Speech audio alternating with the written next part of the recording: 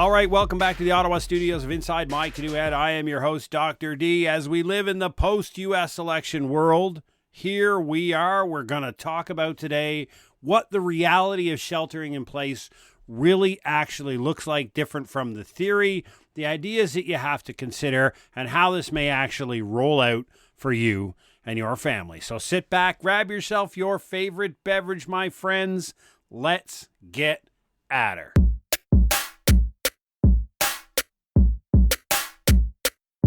Welcome back, and as always, we appreciate everything you keep sending into us at www.insidemycanoehead.ca and our parent company, Preparedness Labs Incorporated. Keep your feedback coming, ideas, comments, whatever you may have for the podcast, keep it coming.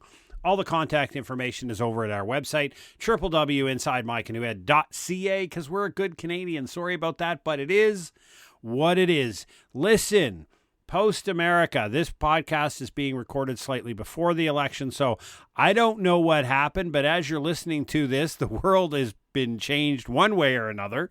But really, what is a shelter in place? Really? So in a preparedness strategy, in preparedness for your family, we call for what we call a trifecta of preparedness plans. One of them that we've talked about in the previous episode was about your job loss, right? Because we believe, and evidence shows, that having your income cease immediately in an unplanned fashion is just as impactful as somebody losing a home. So if you're a single income family and tomorrow your paycheck stops, it doesn't matter why. We don't care the reason. It's just gone and it's not coming back. That is a precarious place for the vast majority of American and European families at this time. So when you think about that, that's important. The other two talk about the spectrum of preparedness. Now, we advocate not for having plans for hazards, specific hazards. The problem that we find with that is, unless you live in a place like southwestern British Columbia, northwestern United States of America, where you literally face one single massive hazard that could incredibly impact your life. Separate from that, we all face a number of hazards that are very much geolocated, right?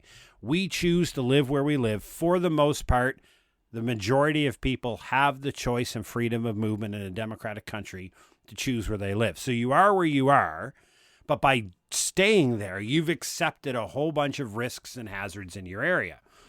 You could come up with 10 or 15 different preparedness plans and hazard mitigation plans to deal with each one of these in an intricate fashion. The difficulty with that is, and the evidence shows, that does not work. And it doesn't work because people choose apathy and avoidance because it becomes a very difficult task to manage. It becomes insurmountable to keep them all up to date.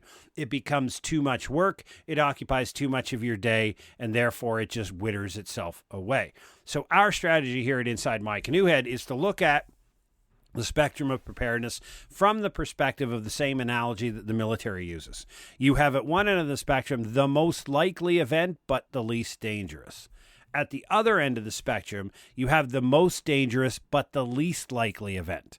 So the context in the theory is, if you're prepared for what happens at either end of the spectrum, then by default, you're likely to be prepared and ready to deal with whatever happens in between along that spectrum. That's our logic here at Inside My Canoe Head. And so one of them calls for a shelter in place and one calls for an evacuation. So we're going to set the evacuation aside, which I've argued viciously and continuously that is the most dangerous thing that a family can face, is a short or no notice evacuation of the residents, not knowing whether the residents will be there again.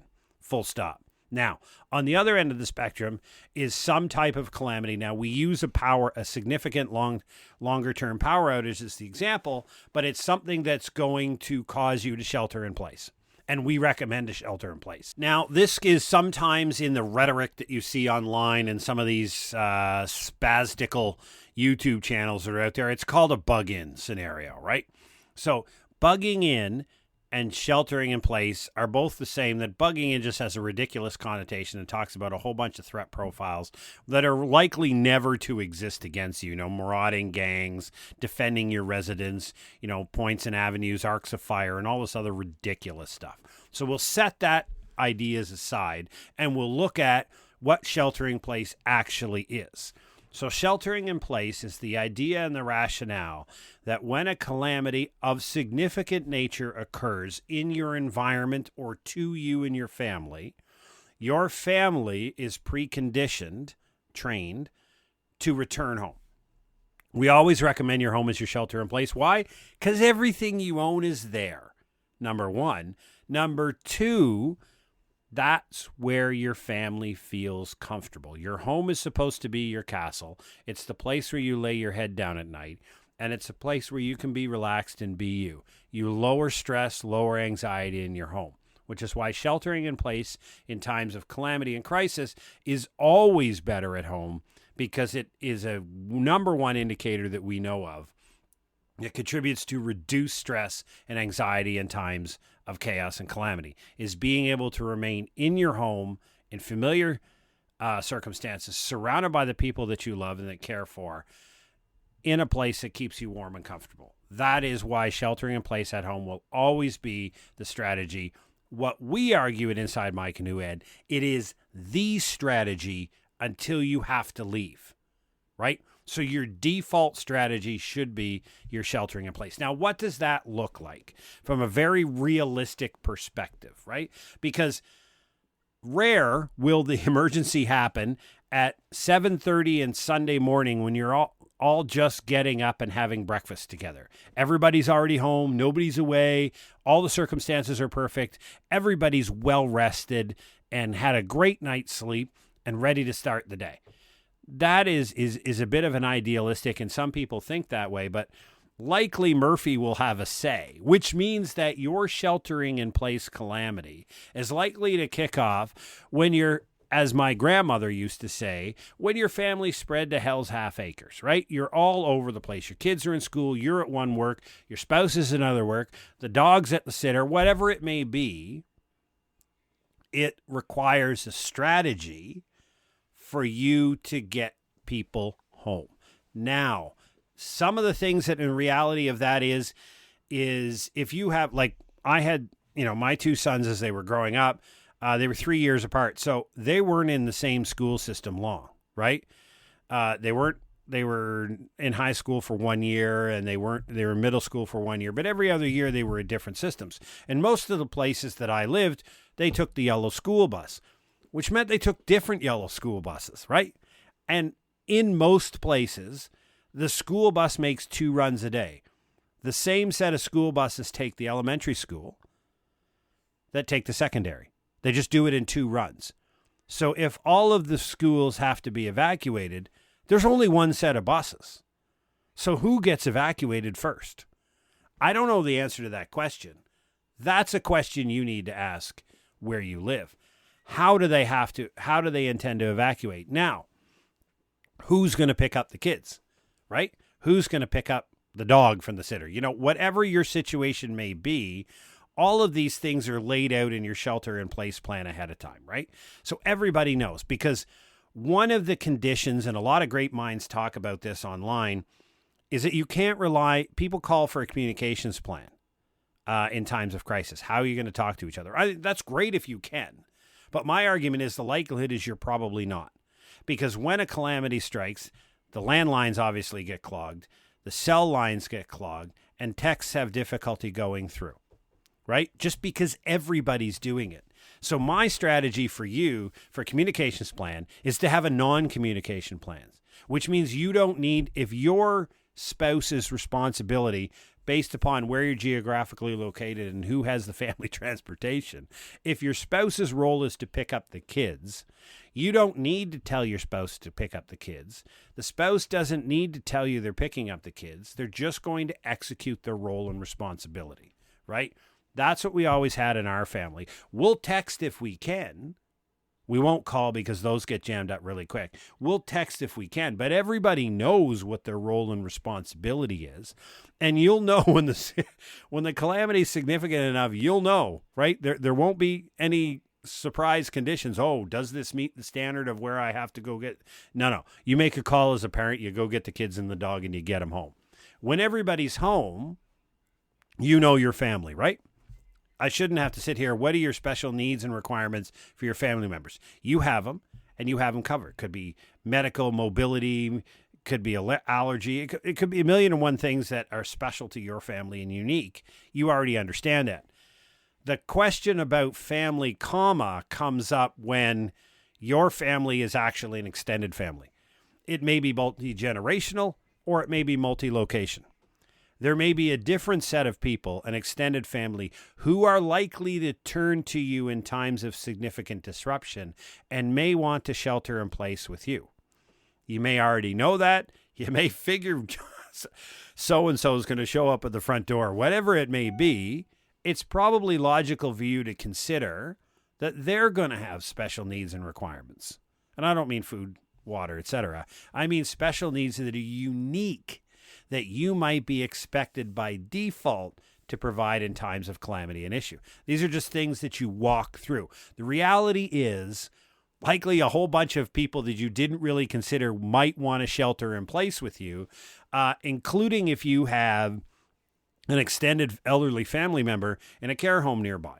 Now, care homes have plans that most of them have emergency preparedness plans. And if you have a family in it, you most certainly need to understand top to bottom, left to right, exactly what they intend to do in an emergency. But remember, a lot of these have like 1-to-70 ratio when it comes to personal care workers and residents.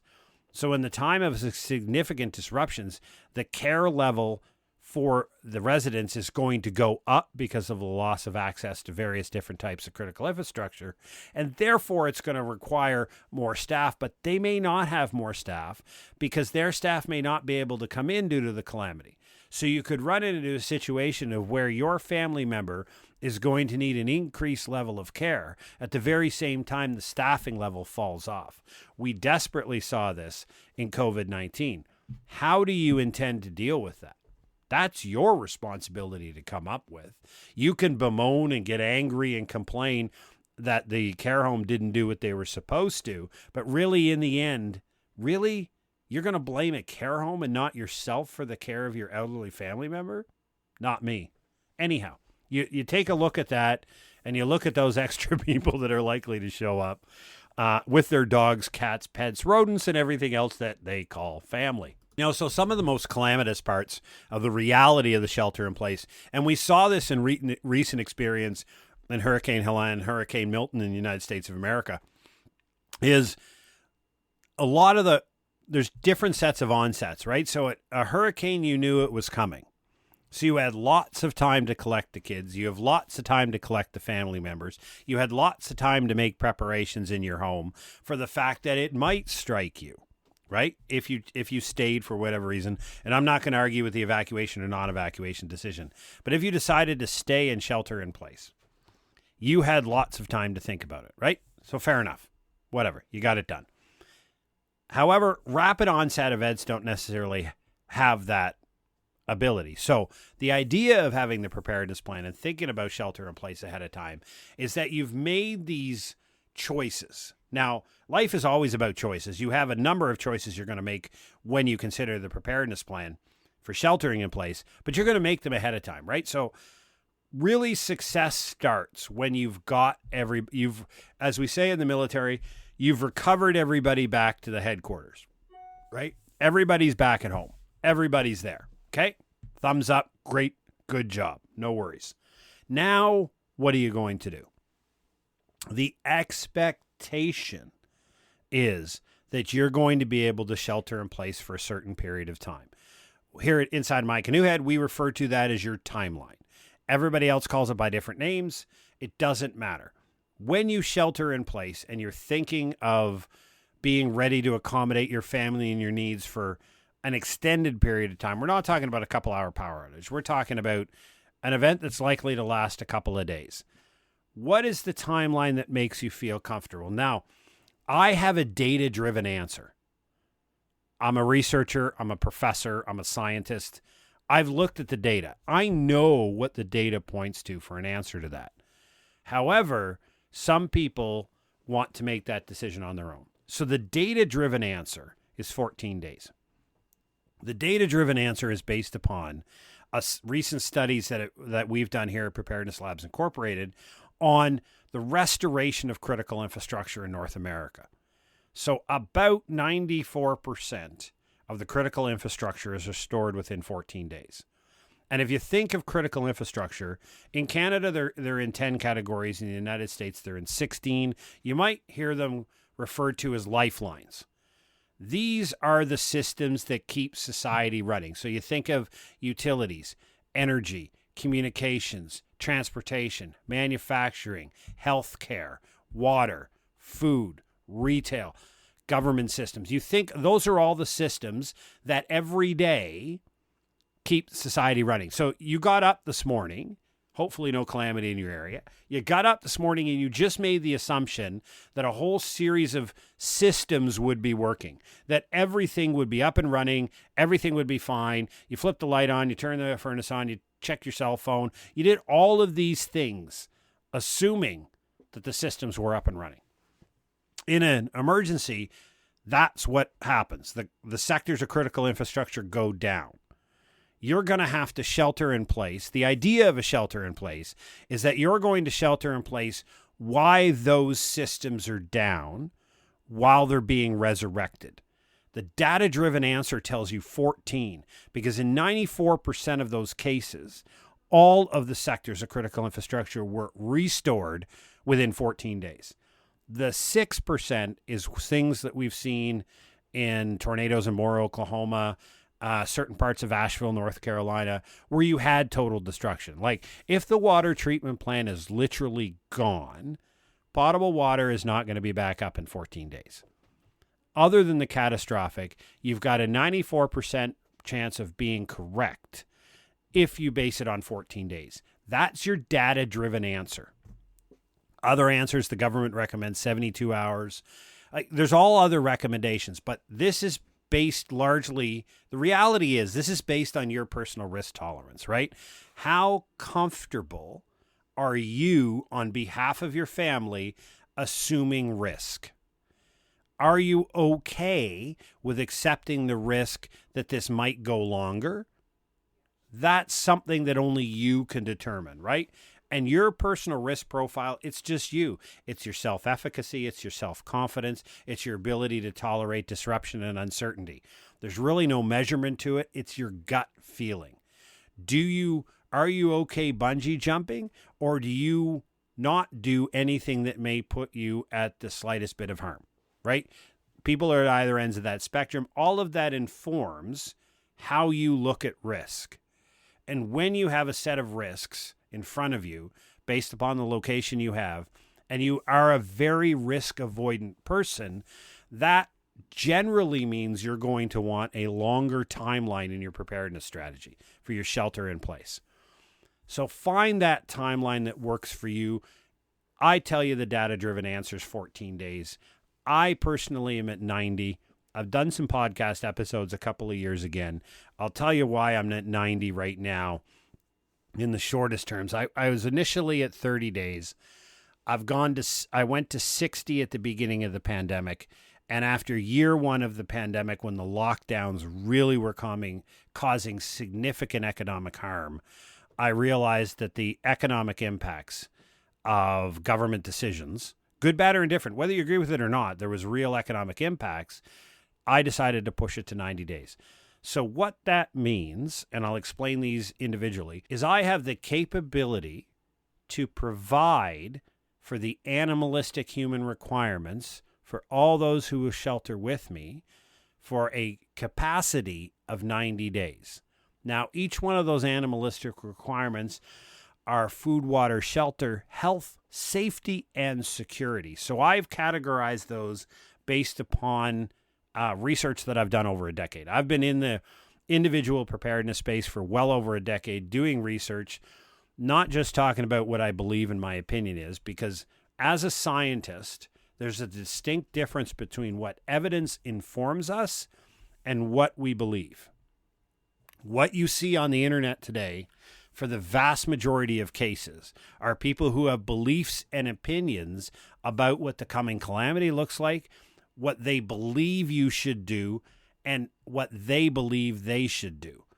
Those are beliefs and opinions. What I give you here at Inside My Canoe Head and all of our products behind over at Preparedness Labs Incorporated is evidence-based, right? I'm going to give you what the data tells us are intelligent strategies. They're not guaranteed to work for anybody, but they're the best that we know because the evidence is based upon previous examples. And a quick explanation how that's done. We look at populations that have experienced a disaster. We look at groups within, say you have a large population that all experience the same calamity. Inside that population, there are smaller population samples that for some strange reason have better outcomes. They're better able to navigate the disruption. And as a curious scientist, I go and I examine those smaller populations to determine what it is that they specifically did that was different from the rest of the population that led to them having better outcomes or navigating the experience more comfortably. I then take those variables and I turn them into preparedness education. So when I tell you the animalistic requirement of shelter, I'm telling you what those who had the best post-event outcomes did. I don't care what other people do. Other people tell you what they believe and what their opinions are on what you should do. I will tell you what people who were most successful actually did. That's the difference between a science and a belief and opinion driven. So what we tell you here at Inside My Canoe Head and all of our work and everything we produce is based upon that evidence base. That's why we keep highlighting non-apocalyptic evidence base. So when you do a shelter in place and you're providing shelter, we say use your home. Because it's already proven to be safe for your family because you live there. It's waterproof. It keeps the weather out. You can conduct all your regular activities that you need to support a family inside of it, right? You don't need to prove that it's fit for purpose because it's already fit for purpose. People who are successful shelter in their primary residence with their family, the people they love, because of mental health, anxiety, stress, relationships, support, love, all of those things that contribute to better post-event outcomes occur in your house. So your home is the shelter-in-place location. That's what leads to better post-event outcomes. When we talk about food, all of the belief and opinions people say, get a whole bunch of non-perishable food and get water. Well, when we look at the data from North American and European calamities that have happened over the last 10 years, we can find no significant statistical data, which means the number's not zero, but it's so low it doesn't matter, of the number of people who perished, died, or had significant harm as the result of access to food. In other words, they starved to death or they died of waterborne diseases. That number's not zero, especially when you include Haiti. But other than that, you have the food and water that your family already needs. And the number one recommendation that we have based upon evidence is better post-event outcomes are when your family eats the food that it's normally able to do, that it normally chooses to do. When an animal lives in a comfortable place and eats its normal diet, the animal is healthier. You're a human animal. There's no different in a disaster. Now, when you consider the shelter in place in a disaster, you do have to realize that you may not have access to utilities. So how you store, how you prepare, how you consume, how you clean up from, and then how you dispose of your food system will look different in a shelter in place when you don't have utilities. That's where the difference lies. You keep the food on hand, and you probably easily have 14 days worth of food already for your family. You can do a quick calorie check, etc. Just think about whether you have 14 days of your regular meals in your house or not. But the point, your consideration for a real reality no poop shelter in place plan is, how am I going to cook the food when I don't have power or gas?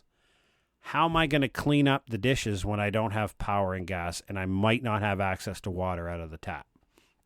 How am I going to dispose of the garbage and maintain sanitation when I don't have access to normal sanitation workers that are coming every week to pick up my garbage, right? Think of food and water as a system, right?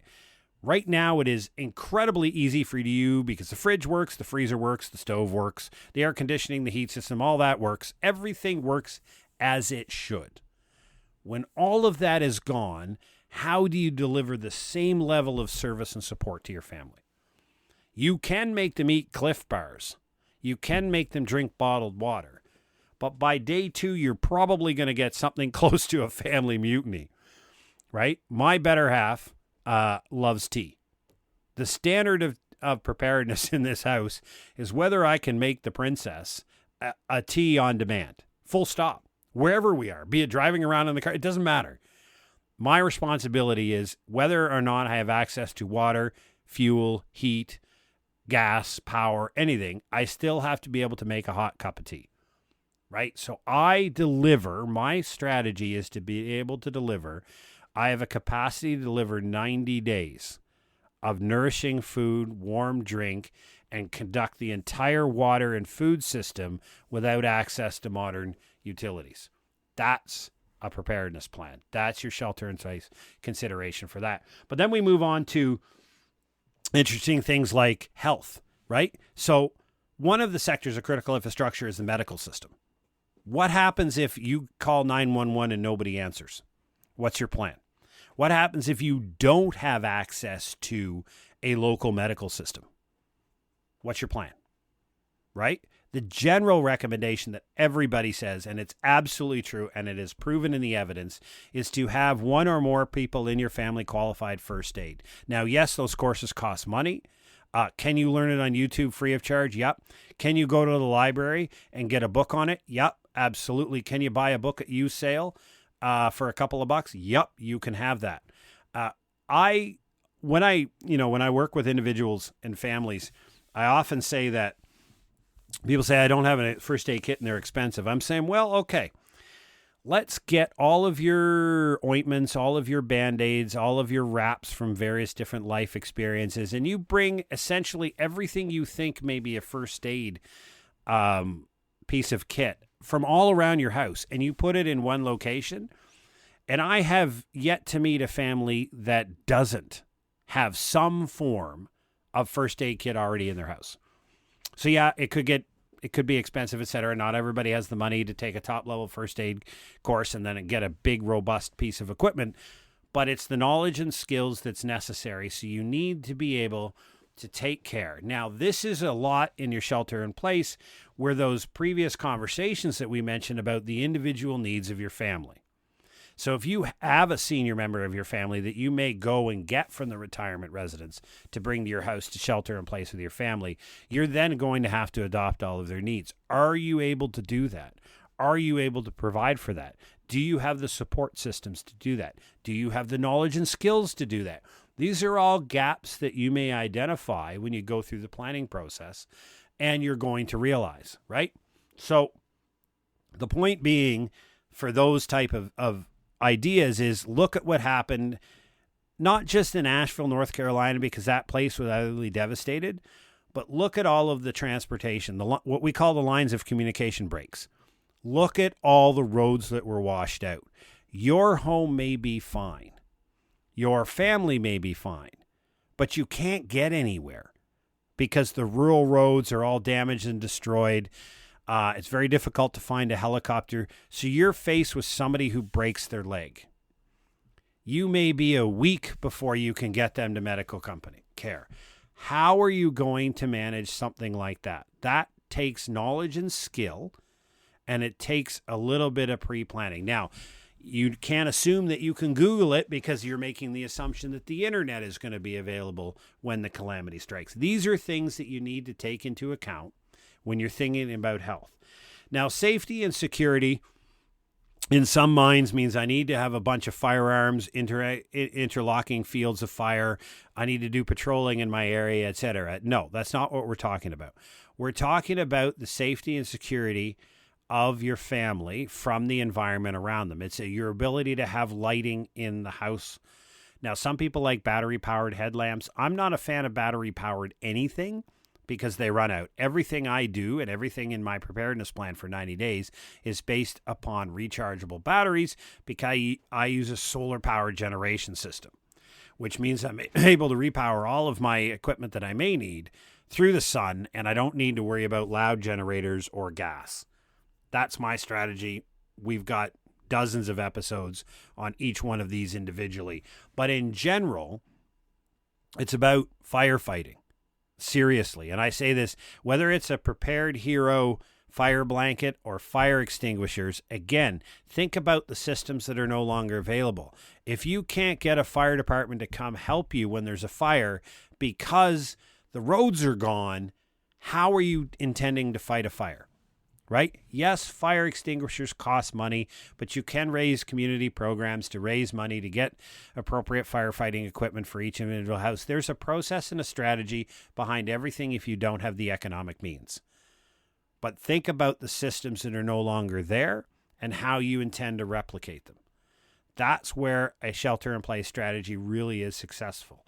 If you take the 10 sectors of critical infrastructure that exist in Canada or the 16 that exist in the United States definition under FEMA, and you look at each one of them and say, okay, if I no longer have access to the medical system based upon my family and needs for the timeline and shelter in place that we've chosen, what does that mean for me? What's the so what of that? What's the outcome for my family? And you think about that and you walk through those 10 sectors, and it gives you an idea of providing your safety and security beyond everything else. The point being is when you look at your society that you live in is modern, technologically enabled, and supported by 10 sectors of critical infrastructure. When those 10 sectors of critical infrastructure fail, you need to be able to fill that gap. What does that look like for you and your family? It's going to look different, which is why we tell you that if you try to download somebody's PDF created for just this random general family, then you're going to get an answer for a random general family that doesn't apply to you and your family, as it's going to be less helpful. And again, evidence tells us that when you follow a framework, but you create the preparedness plan for you and your family, you are more than likely to follow it, you're more than likely to implement it, and you're more than likely to be successful. Again, translating it back to that group we studied that had better post-event outcomes, they were individuals who sheltered in their home and followed a plan that they had constructed. Now, the last part that we're going to cover about this is you're not alone. The strongest variable that correlates to better post-event outcomes in shelter-in-place scenarios is your community and the state of your relationships and connections to the people and systems around you. I tell people, if you're only ever going to do one thing in preparedness, go meet your neighbor. Because well over 80% of the people who are pulled out of the rubble in an earthquake are done so by the human beings in the general vicinity, right? So you really hope Javi or your neighbor really likes you so that he'll jump on top of the rubble and dig you out when your residence collapses in an earthquake. That's the reality. The vast majority of people in Asheville, North Carolina, and in the Appalachian area, to the best of our knowledge, and again, the data is reasonably limited, the vast majority of people, some argue as high as 90%, I don't have evidence to completely substantiate that claim, were fed, watered, and housed by their neighbors, not by government agencies. It's not because the government agencies didn't do their job. It's not because the government agencies were poor or nefariously planned. It's that they didn't have the resources to go that wide and that many people at once. It is your community and the people around you who will rescue you, help you, and make you do better. So when you look at those small communities, remember the ones in the big population, those small communities that had consistent better post-event outcomes, the number one variable was the strength of your sense of belonging, your sense of place, and your sense of community. And for those naysayers out there, it had absolutely nothing to do with your financial wherewithal. No, there is no relationship between your wealth and better post-event outcomes. Sorry, the data doesn't support it. Now, some people believe the rich will always be fine, blah, blah. Okay. Again, separate people who have beliefs and opinions versus people who use evidence to tell you things. The evidence shows that there's no correlation between wealth and better post-event outcomes. Sorry if that deflates what everybody believes. But again, what we do here at Inside My Canoe Head is provide you evidence-based education. We know that your most important asset in times of an emergency are the human beings around you, which is why we advocate strongly for you to work with and build great relationships with the humans who are around you. Even if you don't talk a moment about preparedness in all of your conversations, when the balloon goes up and you're standing outside talking about things, you understand. There is a great picture, and I'll end with this. There's a great picture that sits in my mind, and I can't show it to you on a podcast, but it was at the beginning of the pandemic in late March 2020 in a cul-de-sac neighborhood. And all of the men, traditional men things, sorry about the patriarchy, all were out in the circle, standing 6 feet apart, having a beer together, talking about what was going on, talking about what was going on in their families, and trying to figure out what they were going to do next. That was the neighborhood getting together, considering the circumstances that they were under, and supporting each other. That is how you become successful. And the adage is clear. A lone wolf dies. A wolf pack survives. Don't argue with what evidence tells you. Don't argue with what evidence supports you do. So hopefully this information today was great. A bit of a reality check on what a shelter in place is likely to look for. Just think about your world. When your support systems are gone, how do you deal with it? Individual responsibility, and make sure the plan is well understood, that everybody knows what's going to happen before anything bad happens, so you mitigate to the greatest extent possible confusion. So thanks again for joining us this week at Inside My Canoe Head. Please drop your comments and everything continuing at our website at www.insidemycanoehead.ca. We love your feedback, and if you do nothing else for us, please share this podcast with somebody who is unaware of the free preparedness message we have. Take care and stay safe.